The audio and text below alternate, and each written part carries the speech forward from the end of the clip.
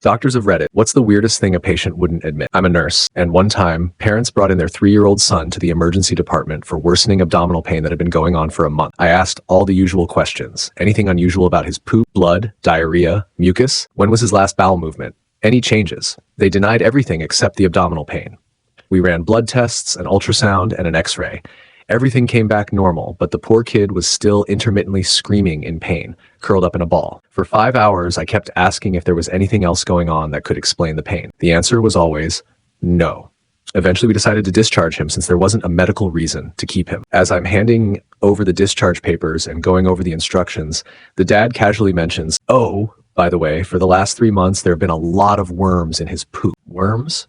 You spent over 6 hours denying there were worms? I was so stunned I just turned around and walked out without saying a word. I was laughing so hard I could barely wait to tell my resident.